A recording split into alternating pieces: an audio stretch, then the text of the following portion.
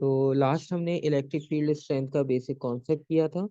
और अब आपके पास जो है वो इलेक्ट्रिक फील्ड स्ट्रेंथ अगर आपने कैलकुलेट करनी हो किसी स्पेसिफिक केस के लिए, क्योंकि अभी हमने एक स्फेरिकल के बारे में पढ़ा शेप, और एक हमने पैरेलल प्लेट्स के बारे में किया कि इन दोनों में आपके पास इलेक्ट्रिक चार्जेस और इलेक्ट्रिक फील्ड पॉसिबल है।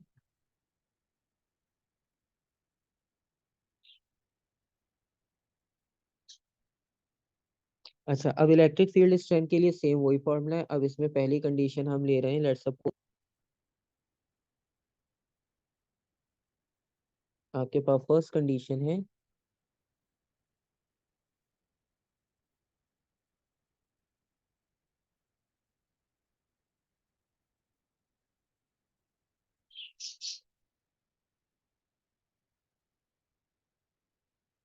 ठीक है, पैरेलल चार्ज प्लेट्स हैं हमारे पास, जिस तरह अभी हमने लास्ट ड्रॉ की थी। तो पैरेलल चार्ज प्लेट के लिए जो आपके पास फॉर्मूला होगा, उसमें आप प्लेट्स का जो डिस्टेंस होता है, मैं शॉर्ट एक ड्रॉ कर देता हूँ ताकि रेफरेंस याद रहे आपको।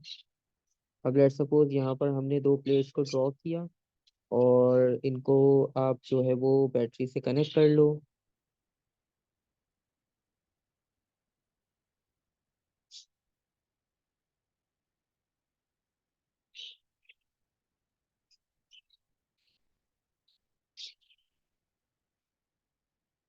ठीक है, ये हमने इन्हें ज्वाइन कर लिया बैटरी के साथ।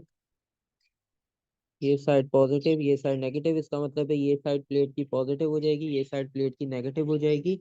और फील्ड आपके पास फ्लो करेगी from positive to negative same. अब यहाँ पर जो आपके पास फॉर्मूला होगा electric field strength find out करने के लिए, वो इक्वल होगा E is equals to delta V over delta D। अब ये जो डेल्टा D है आपके पास, ये आपको दो प्लेट्स का सेपरेशन डिस्टेंस बता रहे हैं कि आपने दो प्लेट्स को सेपरेट कितने डिस्टेंस से किया हुआ है। और V जो है वो आपके पास पोटेंशियल डिफरेंस है, यानी ये वाली वैल्यू जितनी आपने यहाँ पर बैटरी या सोर्स कनेक्ट किया हुआ है। ठीक है, और इसका मतलब ये हुआ कि अगर हम डिस्टेंस बढ़ाते हैं प्लेट्स का, तो इलेक्ट्रिक फील्ड स्ट्रेंथ वीक हो जाएगी। तो electric field strength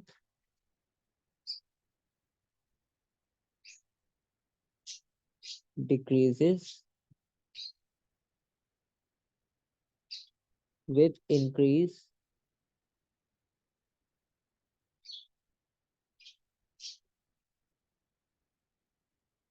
increase in the distance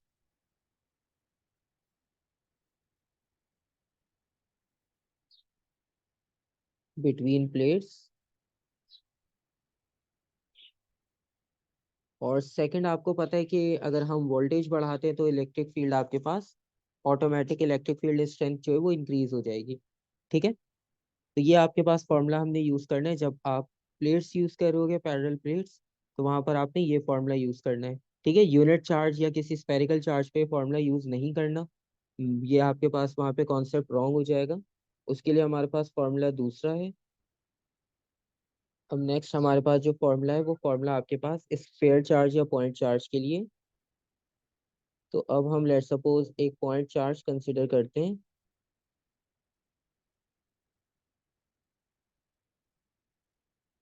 अब पॉइंट चार्ज हमने कंसिडर कर लिया, जो हमारे पास स्फेरिकल कंडीशन में था, हम उसी को कंटिन्यू करेंगे। और उसको आपके लिए फाइंड आउट करने के लिए जो फॉर्मूला है वो इक्वल होता है E is equals to Q over 4 pi epsilon naught R square. तो ये फॉर्मूला आप यूज करोगे चार्ज के लिए। अच्छा, इसमें अब कुछ क्वांटिटीज ऐसी हैं जो फर्स्ट टाइम आप यहाँ पे चेक कर रहे होगे। Q तो चार्ज को रिप्रेजेंट करेगा, ये सिंपल हमारे पास कूलम्स हो जाएगा उसके लिए।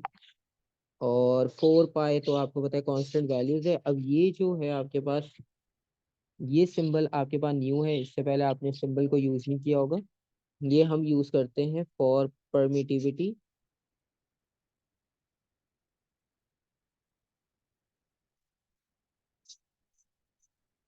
परमिटिविटी ऑफ फ्री स्पेस, यानी आपके पास चार्ज और फील्ड के बीच में जो मीडियम हम यूज कर रहे होंगे, ये उसको एक्सप्लेन करेगा। ठीक है, ओके। यहाँ तक कोई कंफ्यूजन?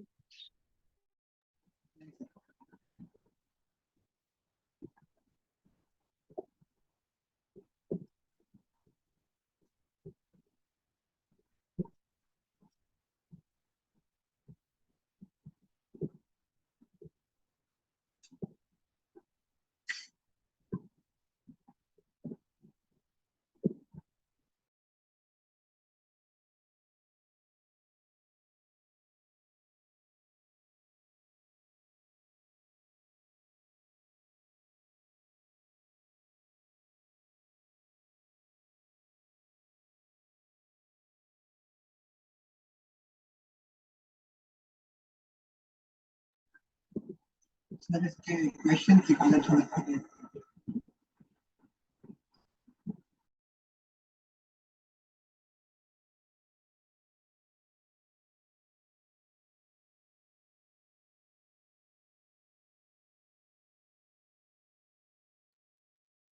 अच्छा, इसमें क्वेश्चंस मैं आपको दिखा देता हूँ। ये जो एप्सिलॉन नॉट है आपके पास, ये परमिटिविटी हो जाएगा फ्री स्पेस का, मतलब जो चार्ज और फील्ड के बीच में हम स्पेस यूज कर रहे हैं, अगर वैक्यूम है, एयर है, तो वो ये उस पर डिपेंड करता है। इसकी कांस्टेंट वैल्यू होती है, वैसे वो आपको गिवन होगी, तो ऐसा कोई इशू नहीं है इसमें। और आर जो है वो रेडियस हो जाएगा उसका, जो हम स्फेयर यूज कर रहे हैं उसका रेडियस आर हो जाएगा। और अब इसमें आप देखो सारे फैक्टर ऑलमोस्ट कांस्टेंट ही हो जाएंगे। अगर हम एक चार्ज लेते हैं तो चार्ज की वैल्यू कांस्टेंट हो गई, 4 पाई एप्सिलॉन नॉट कांस्टेंट हो गया। तो इलेक्ट्रिक फील्ड स्ट्रेंथ आपके पास बेसिकली डिपेंड कर रही है यहाँ पर सिर्फ रेडियस पे। ठीक है, जो रेडियस होगा उस पर डिपेंड करेगी।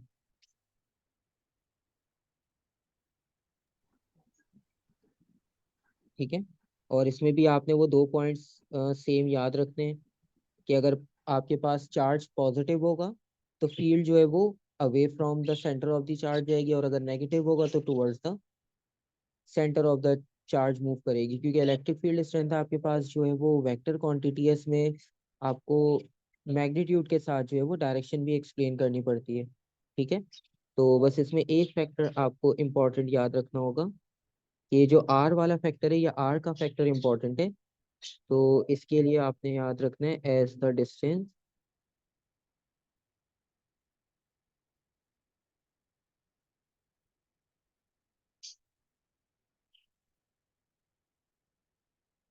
फ्रॉम द चार्ज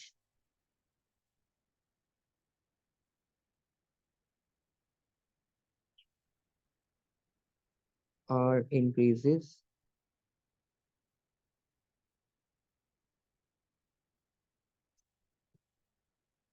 तो इलेक्ट्रिक फील्ड स्ट्रेंथ आपके पास जो है वो डिक्रीज हो जाएगी। ठीक है,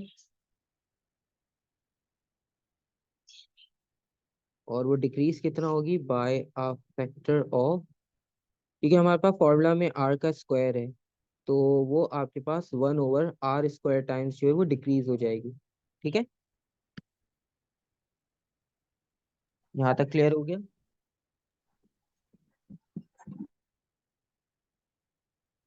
अच्छा, अब इसके क्वेश्चंस देख लेते हैं कि बेसिक क्वेश्चंस इसमें आपके पास पास्ट पेपर्स में किस तरह से गिवन होते हैं। अच्छा, तो अब यहाँ पर अगर हम इसके कुछ जर्नल क्वेश्चंस देखें, क्योंकि अब काफी आपने फॉर्मूला आपने वहां पर देख ली। ठीक है, और आपको प्लेट्स का भी आइडिया हो गया कि प्लेट्स के लिए अलग होगा और जो चार्ज होगा उसके लिए सेपरेट होगा। ठीक है, तो अब इसमें देखो सबसे पहले आपने वही कॉन्सेप्ट डिफाइन करना है कि आपके पास इलेक्ट्रिक फील्ड क्या होती है। तो इलेक्ट्रिक फील्ड में आप सिंपल वही डिफाइन करोगे, रीजन और area around a charge.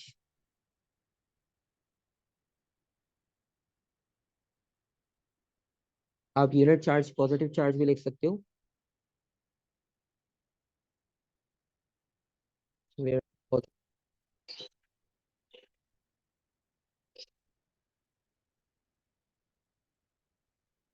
exerts its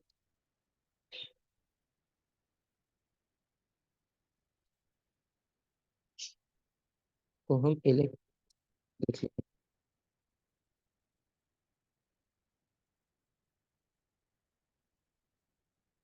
ठीक है, तो ये आपके पास इसका आंसर हो जाएगा सिंपल। और ये आपको क्वेश्चन जो है वो ऑलमोस्ट हर एक क्वेश्चन के साथ मिलता रहेगा, क्योंकि एक एक मार्क के लिए वो बेसिक डेफिनेशंस आपसे पूछते रहते हैं।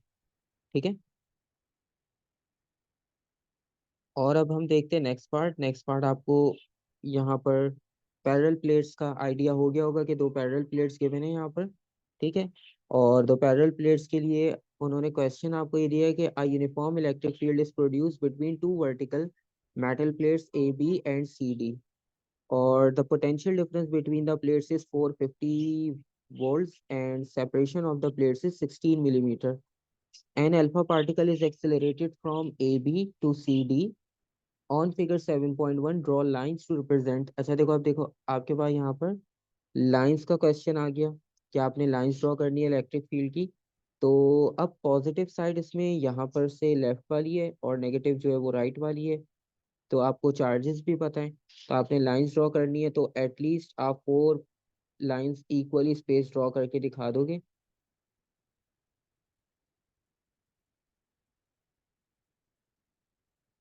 ठीक है, तो ये पॉजिटिव टू नेगेटिव आपने लाइंस ड्रॉ कर दी। और next, calculate the electric field strength between the plates. अब इलेक्ट्रिक फील्ड स्ट्रेंथ का फॉर्मूला अभी हमने लिखा पैरेलल प्लेट्स के लिए, तो E is equals to delta V over delta D, या V ओवर D। अब वोल्टेज गिवन है 450,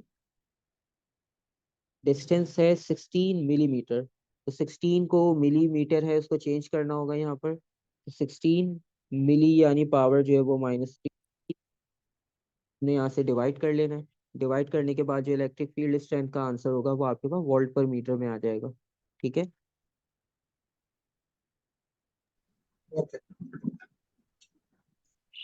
भैया मैं लिख देता हूँ कैलकुलेट कर, राउंड फिगर करेंगे तो हम एक्सपोनेंट में ये आंसर होगा। ठीक है,